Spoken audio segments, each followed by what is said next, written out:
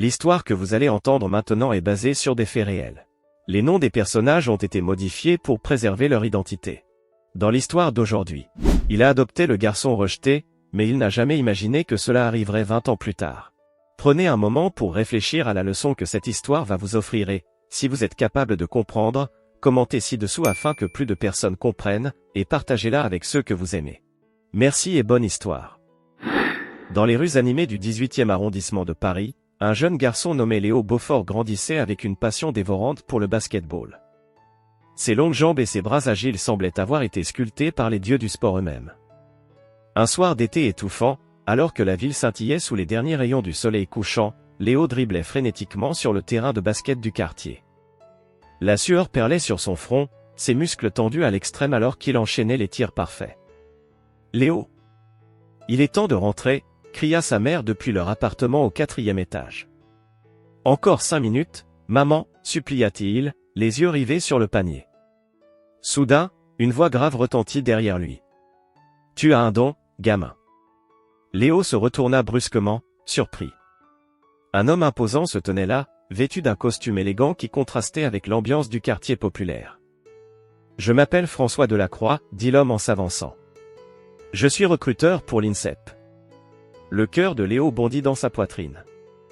L'INSEP, l'Institut national du sport, de l'expertise et de la performance, était le saint graal pour tout jeune athlète français. Vraiment, balbutia Léo, incrédule. Delacroix hocha la tête, un sourire énigmatique aux lèvres. J'ai observé ton jeu pendant des semaines. Tu as un talent brut, une passion évidente. Mais es-tu prêt à sacrifier tout le reste pour réussir ?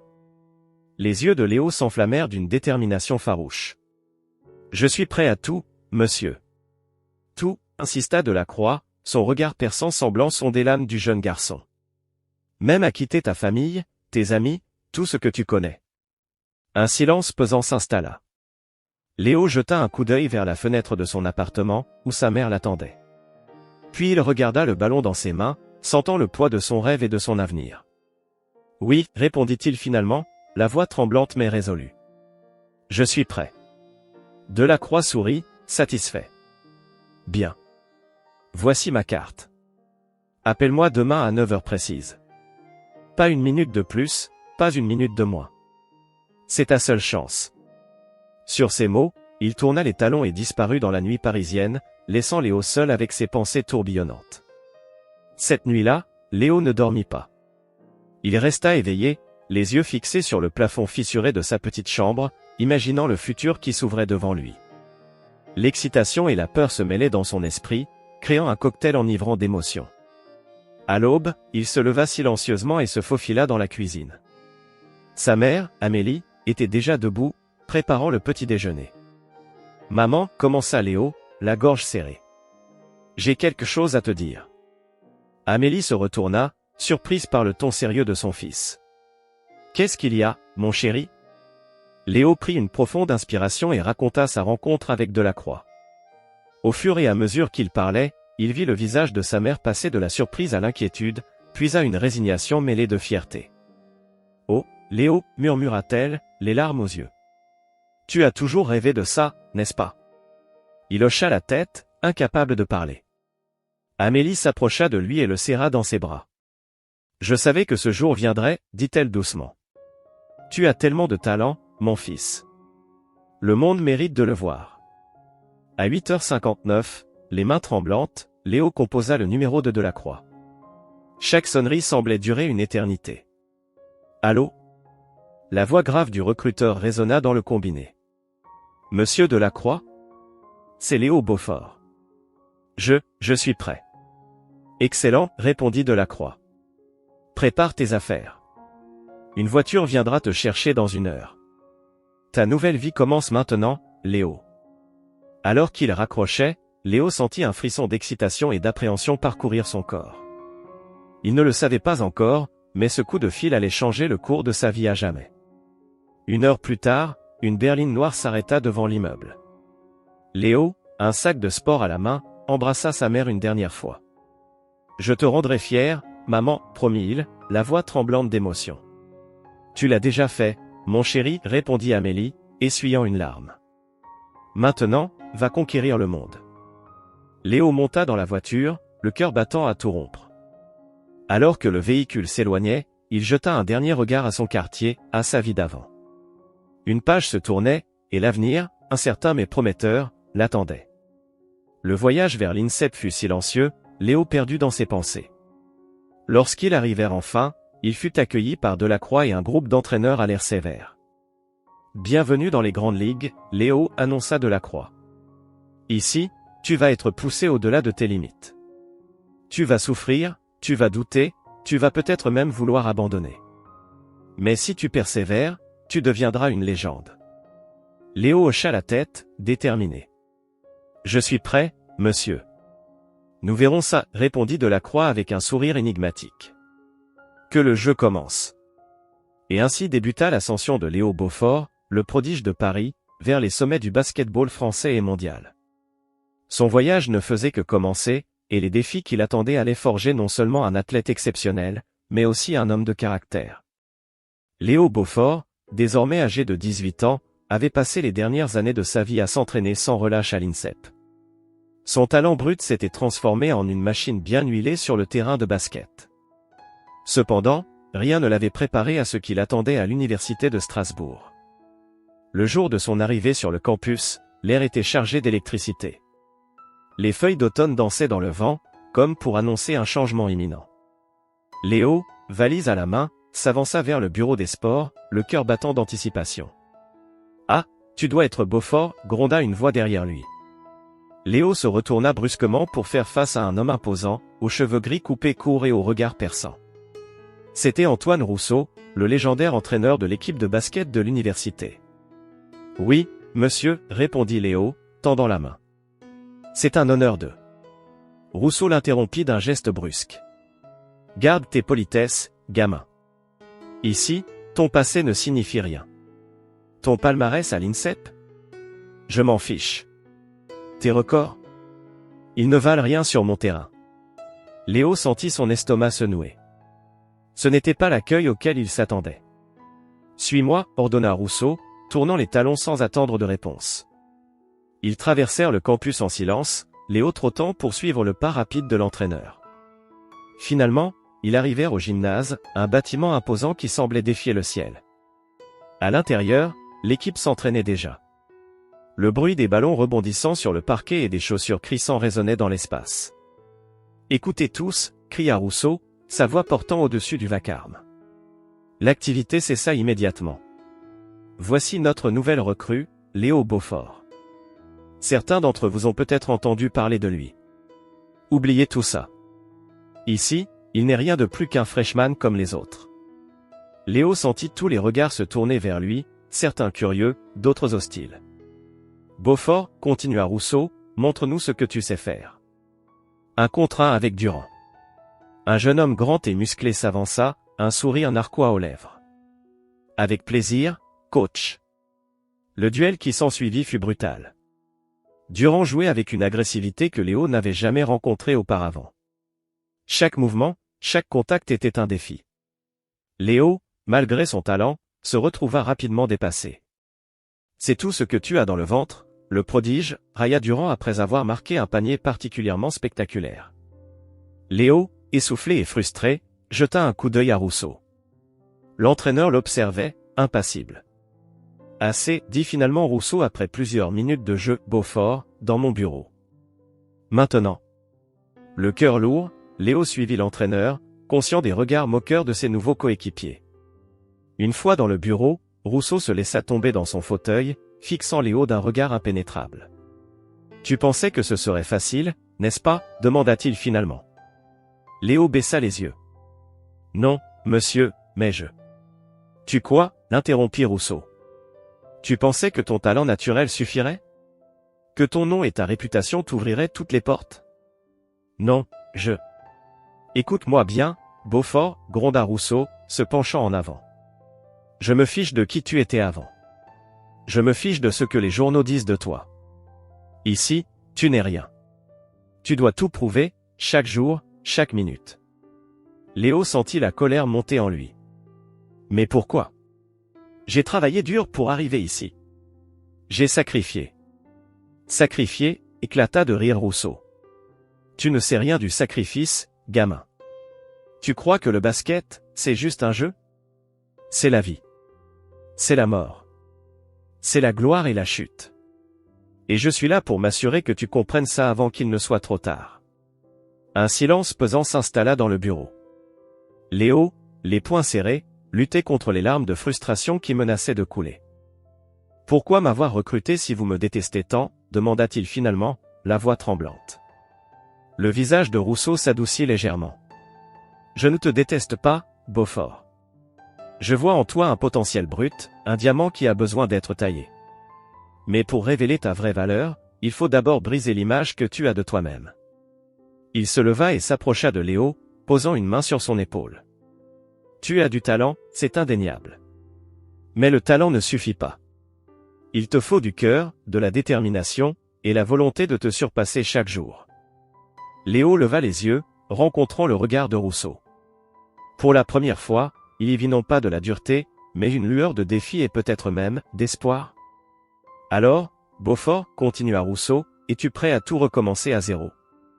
À apprendre, à souffrir, à devenir non seulement un meilleur joueur, mais un meilleur homme. Léo prit une profonde inspiration. Il repensa à son quartier à Paris, à sa mère, à toutes les heures passées à s'entraîner. Il pensa à ses rêves, à ses ambitions. Et il sut, au plus profond de lui-même, qu'il n'était pas prêt à abandonner. Oui, coach, répondit-il fermement. Je suis prêt. Un sourire fugace passa sur le visage de Rousseau. Bien. Parce que ce que tu as vécu aujourd'hui, ce n'était qu'un avant-goût. Demain, l'enfer commence vraiment. Alors que Léo quittait le bureau, il sentit un mélange d'appréhension et d'excitation monter en lui. Il ne savait pas ce que l'avenir lui réservait, mais il était déterminé à relever chaque défi que Rousseau lui lancerait. Cette nuit-là, allongé dans son lit dans sa nouvelle chambre universitaire, Léo repensa à cette journée tumultueuse. Il savait que le chemin serait difficile, que chaque jour serait une bataille. Mais pour la première fois de sa vie, il comprit que le vrai défi n'était pas de devenir le meilleur joueur, mais de devenir la meilleure version de lui-même. Alors que le sommeil le gagnait, une pensée traversa son esprit, peut-être que Rousseau, avec sa dureté et ses méthodes peu orthodoxes, était exactement ce dont il avait besoin pour atteindre son plein potentiel. Demain serait un nouveau jour, un nouveau départ. Et Léo Beaufort était prêt à affronter tout ce que le destin lui réservait. Les mois qui suivirent l'arrivée de Léo Beaufort à l'université de Strasbourg furent les plus éprouvants de sa vie. Chaque jour était une bataille, chaque entraînement un défi. Le coach Rousseau ne lui faisait aucun cadeau, le poussant constamment au-delà de ses limites. Un matin glacial de décembre, alors que le ciel était encore sombre, Léo courait autour du campus, ses pieds martelant le sol gelé. Sa respiration formait de petits nuages de vapeur dans l'air froid. Soudain, une voix familière retentit derrière lui. « Plus vite, Beaufort. Tu cours comme ma grand-mère. » Rousseau, sur son vélo, le suivait de près. Léo serra les dents et accéléra, ses muscles hurlant de protestation. « Tu appelles ça courir ?» persifla Rousseau. « Je pensais que tu voulais devenir une légende, pas une footnote dans l'histoire du basket français. » Ces mots piquèrent Léo au vif. Puisant dans ses dernières réserves, il sprinta, laissant Rousseau derrière lui. Quand il s'arrêta enfin, haletant et tremblant, l'entraîneur le rejoignit, un sourire en coin sur le visage. « Pas mal, gamin, dit-il. Maintenant, va prendre une douche. L'entraînement commence dans 30 minutes. » Au fil des semaines, Léo commença à comprendre la méthode de Rousseau. Ce n'était pas seulement du basket que l'entraîneur lui enseignait, mais une philosophie de vie. Un soir, après un match particulièrement difficile que l'équipe avait perdu de justesse, Rousseau convoqua Léo dans son bureau. « Assieds-toi, ordonna-t-il, désignant une chaise. Léo obéit, épuisé et démoralisé. « Tu sais pourquoi nous avons perdu ce soir ?» demanda Rousseau. Léo haussa les épaules. « Parce que l'équipe adverse était meilleure. » Rousseau secoua la tête, déçu. « Non, Beaufort. Nous avons perdu parce que tu as joué pour toi, pas pour l'équipe. »« Mais j'ai marqué 30 points, protesta Léo. »« Et combien de passes décisives ?» rétorqua Rousseau. « Combien de fois as-tu créé des opportunités pour tes coéquipiers ?» Léo resta silencieux, réalisant soudain son erreur. Le basket n'est pas un sport individuel, Beaufort, continua Rousseau, sa voix s'adoucissant légèrement. C'est une symphonie. Chaque joueur est un instrument, et toi, tu dois être le chef d'orchestre. Tu as le talent pour briller, mais la vraie grandeur vient de la capacité à élever ceux qui t'entourent. Ces paroles résonnèrent profondément en Léo. À partir de ce jour, il changea son approche du jeu. Il commença à étudier ses coéquipiers, à comprendre leurs forces et leurs faiblesses. Il passa des heures supplémentaires à l'entraînement, non pas pour perfectionner ses propres compétences, mais pour aider ses camarades à s'améliorer. Le changement fut spectaculaire. L'équipe commença à gagner match après match. Léo marquait moins de points, mais son influence sur le jeu était indéniable. Ses passes précises, sa vision du jeu et son leadership naturel transformèrent l'équipe de Strasbourg en une force redoutable. Un soir, après une victoire écrasante contre leur plus grand rival, l'équipe célébrait dans les vestiaires. Rousseau entra, son visage habituellement sévère arborant un rare sourire. « Bien joué, messieurs, dit-il. » Puis, se tournant vers Léo, Beaufort, un mot. Léo suivit l'entraîneur dans le couloir, le cœur battant.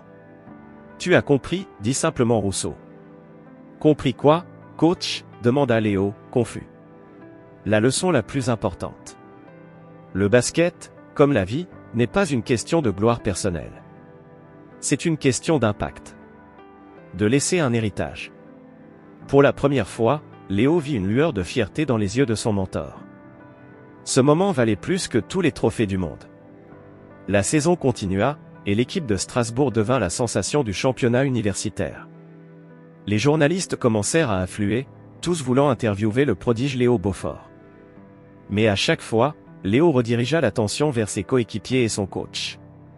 Un jour, après une conférence de presse particulièrement réussie, Rousseau prit Léo à part.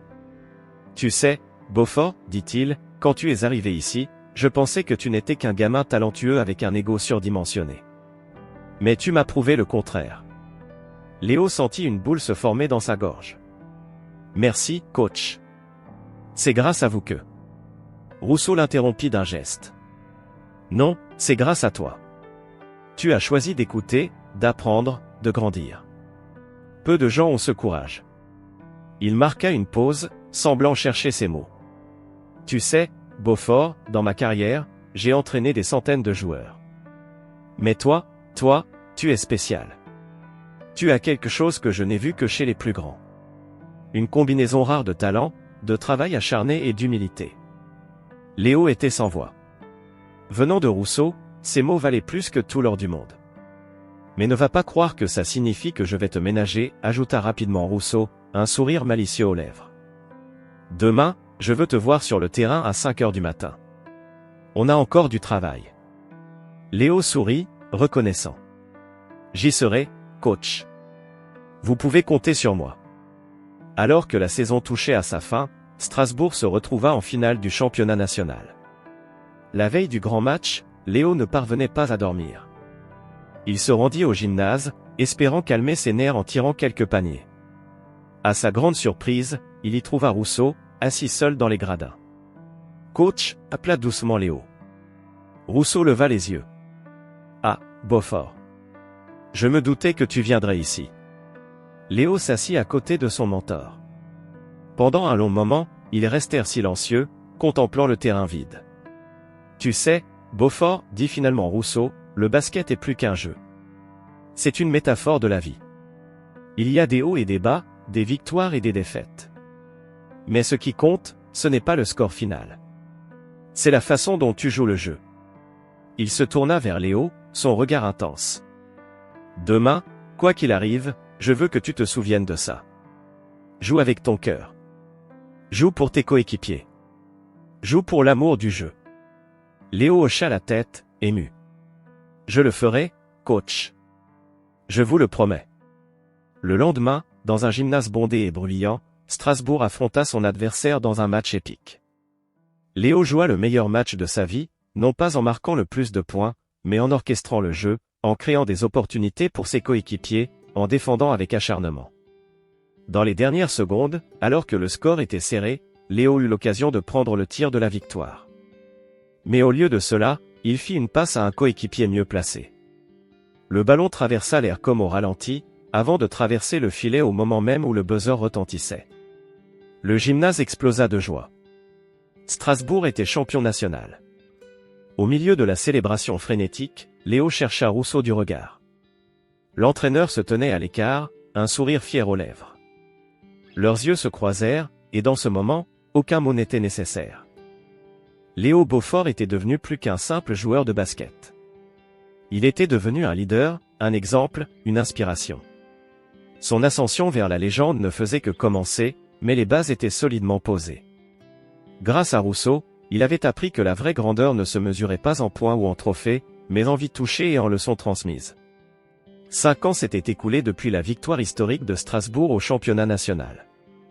Léo Beaufort, désormais âgé de 23 ans, était devenu une figure incontournable du basketball français. Son talent, couplé à son éthique de travail irréprochable et son leadership inspirant, avait attiré l'attention des plus grands clubs européens. Cependant, au sommet de sa gloire, Léo prit une décision qui allait choquer le monde du sport. Il annonça qu'il prenait une année sabbatique pour se consacrer à des projets humanitaires. Le jour de l'annonce, la salle de conférence de presse était bondée. Les flashs des appareils photo crépitaient sans cesse alors que Léo s'avançait vers le podium, l'air grave mais déterminé. « Mesdames et messieurs, commença-t-il, sa voix ferme malgré la nervosité qui le rongeait, je sais que cette décision peut sembler surprenante, voire incompréhensible pour beaucoup d'entre vous. Mais au cours de ces dernières années, j'ai réalisé que le basketball, aussi merveilleux soit-il, n'est qu'une partie de qui je suis et de ce que je peux offrir au monde. » Un murmure d'étonnement parcourut l'assemblée. Léo prit une profonde inspiration avant de continuer. « J'ai eu la chance incroyable de vivre mon rêve, de jouer au plus haut niveau, de ressentir l'adrénaline des grands matchs. Mais j'ai aussi vu la misère dans les yeux des enfants des quartiers défavorisés, j'ai entendu les histoires de ceux qui n'ont pas eu ma chance. Et je ne peux plus fermer les yeux. » Il marqua une pause, balayant la salle du regard. Au fond, il aperçut le coach Rousseau, qui hocha imperceptiblement la tête en signe d'encouragement. « C'est pourquoi, reprit Léo, je vais consacrer la prochaine année à la création et au développement de la Fondation Beaufort, qui aura pour mission d'utiliser le sport comme vecteur d'éducation et d'intégration sociale dans les quartiers défavorisés de France. » La salle explosa en questions et exclamations.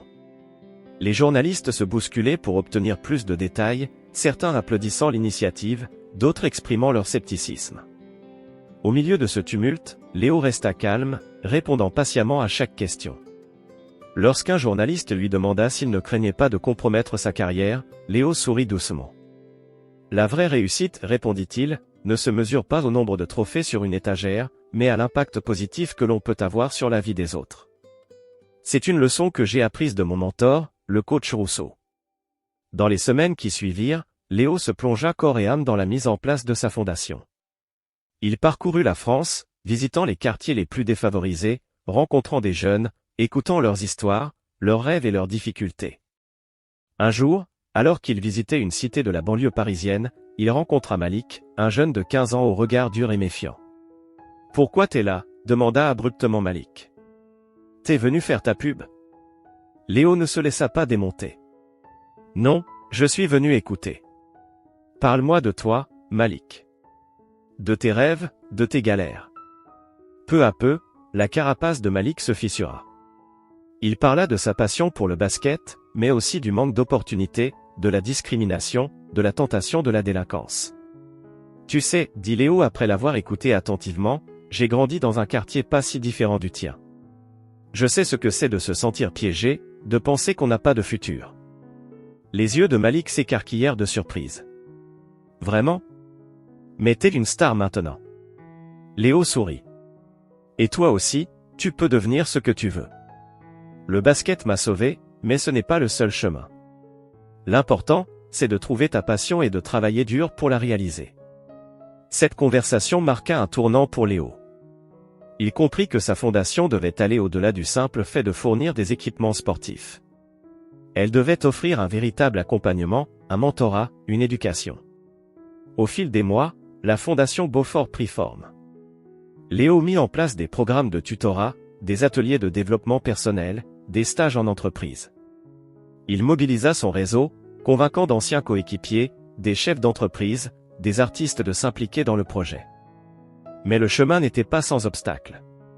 Certains critiquaient Léo, l'accusant d'avoir abandonné sa carrière au sommet de sa gloire.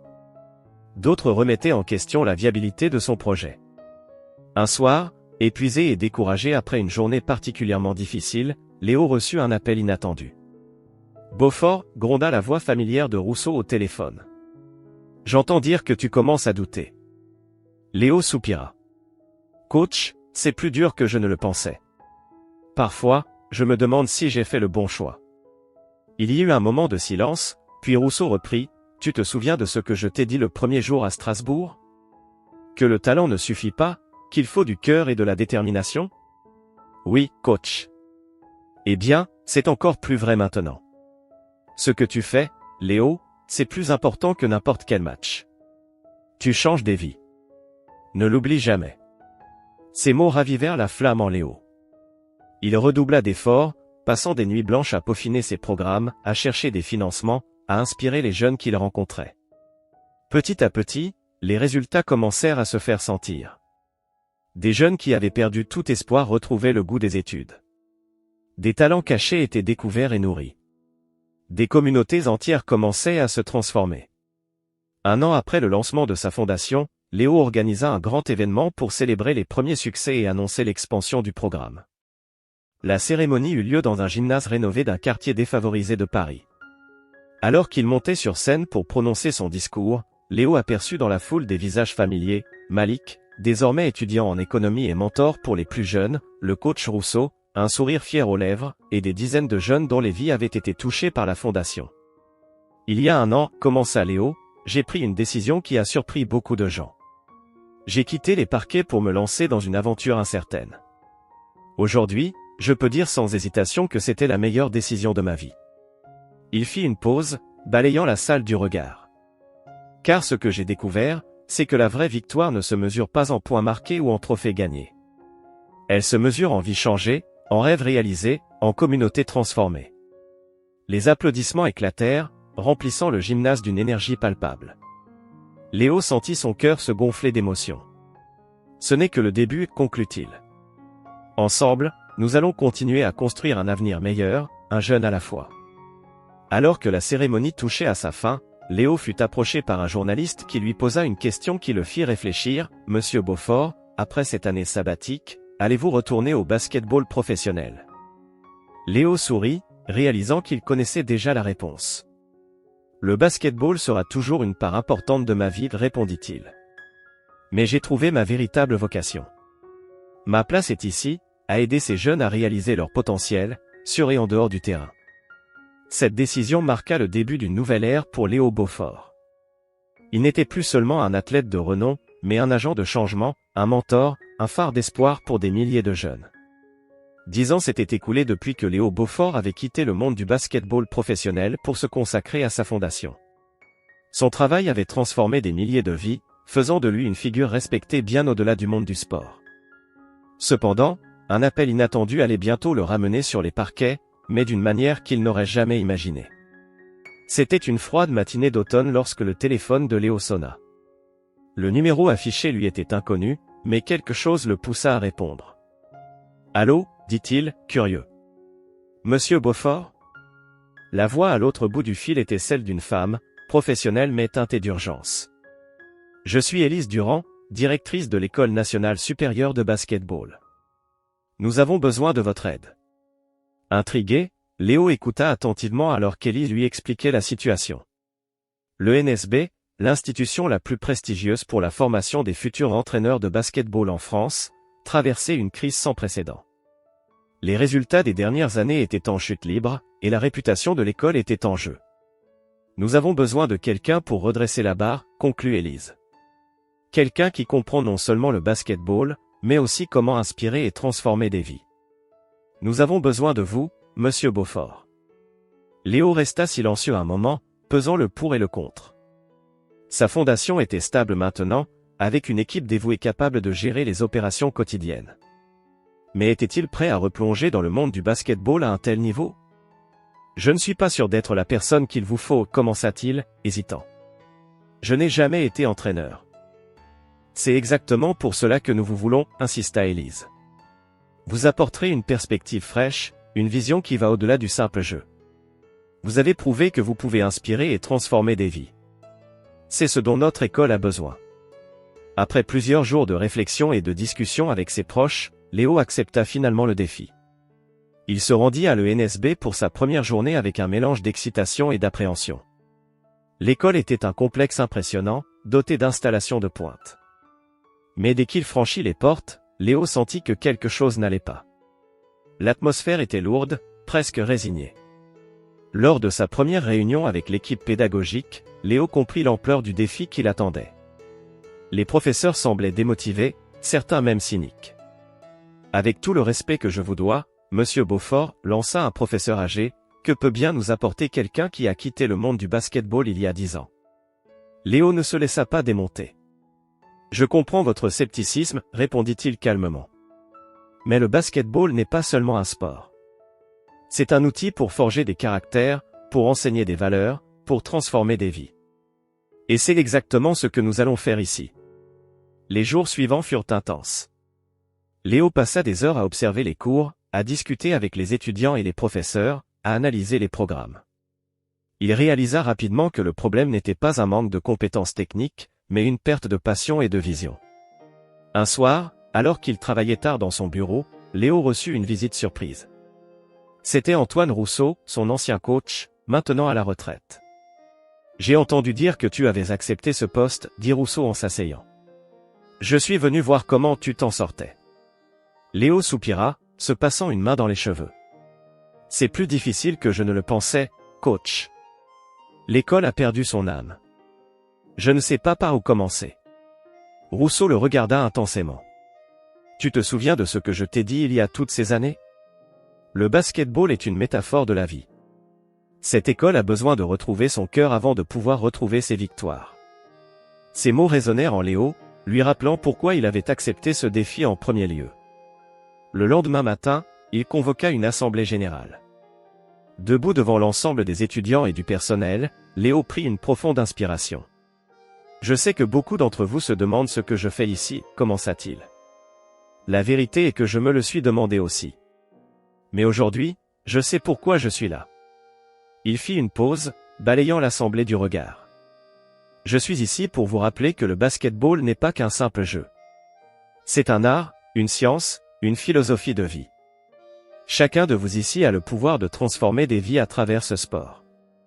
Mais pour cela, nous devons d'abord retrouver notre passion, notre raison d'être. » Ces paroles semblèrent toucher une corde sensible.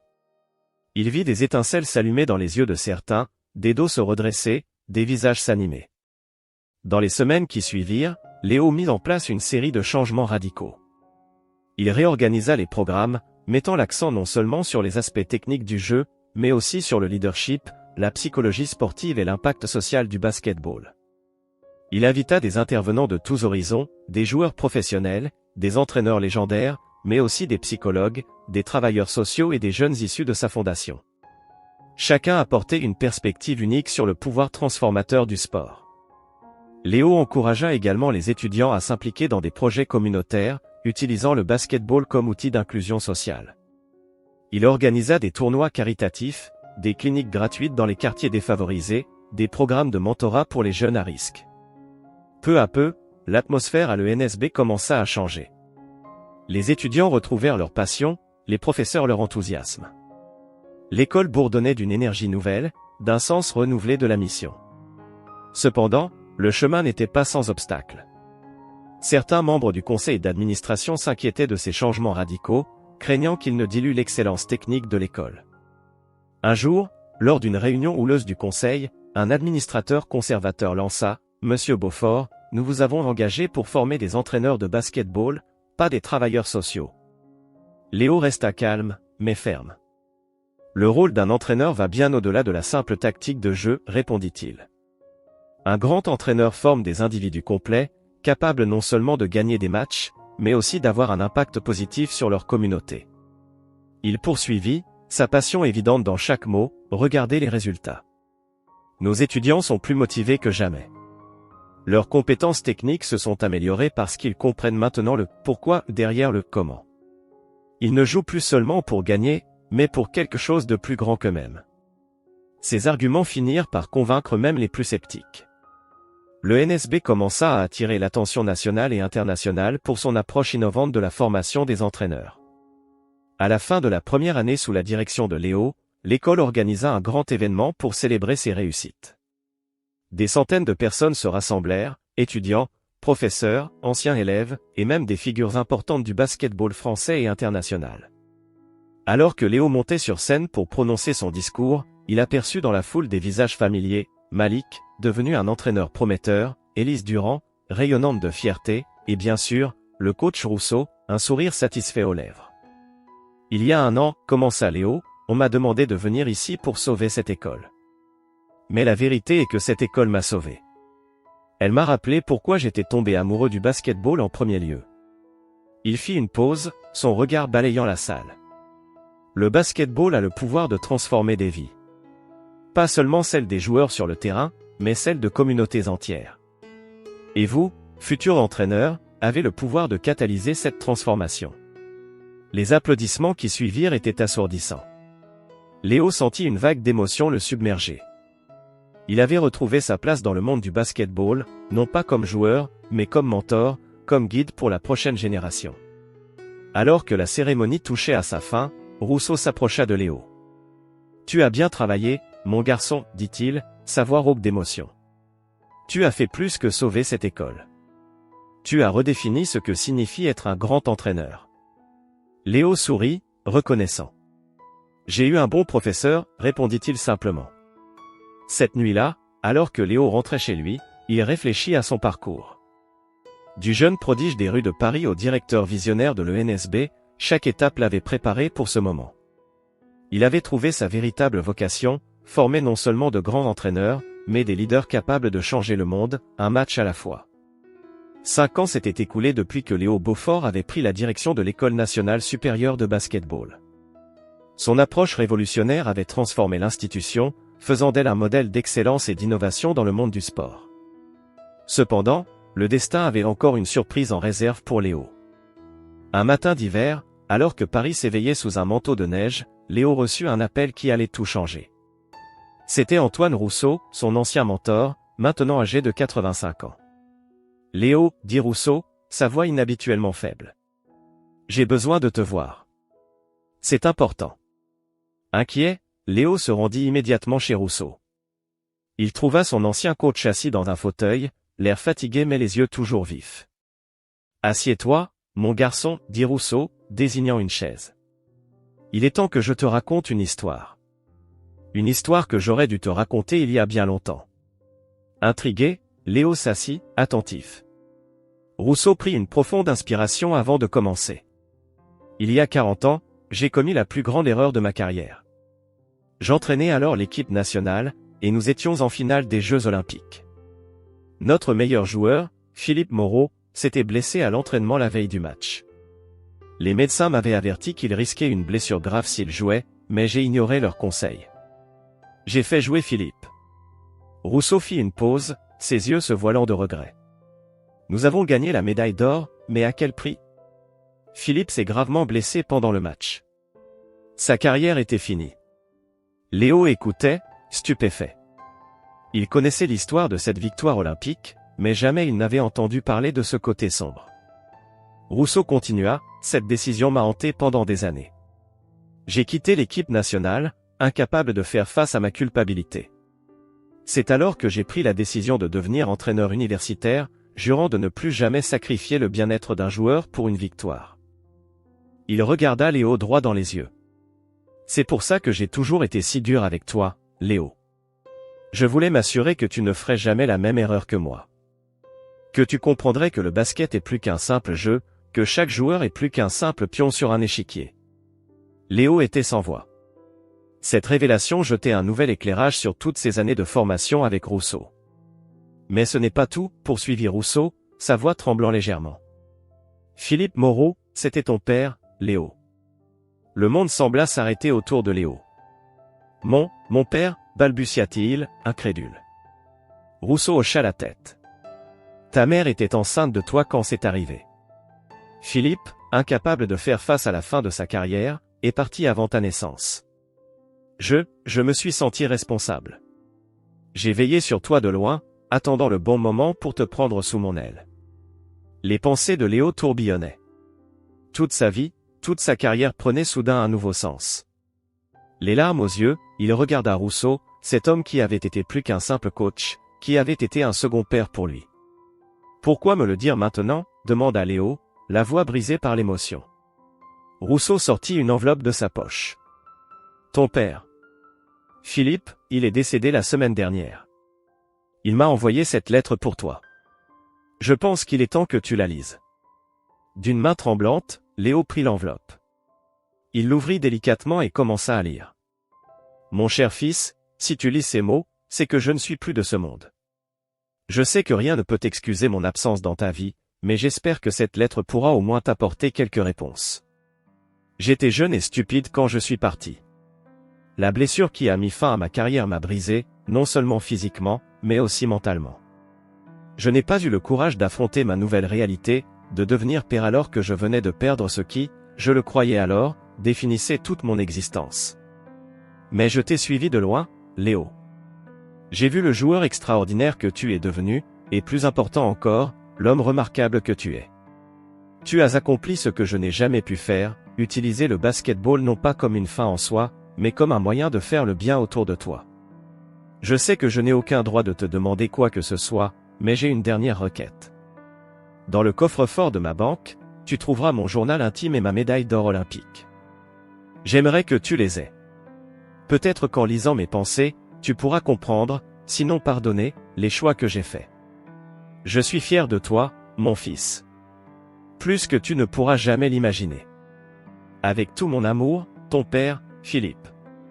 Léo releva la tête, les joues baignées de larmes. Rousseau, lui aussi ému, posa une main réconfortante sur son épaule. Je sais que c'est beaucoup à absorber, dit doucement Rousseau. Mais je pense que tu avais le droit de savoir. Les jours qui suivirent furent un tourbillon d'émotions pour Léo.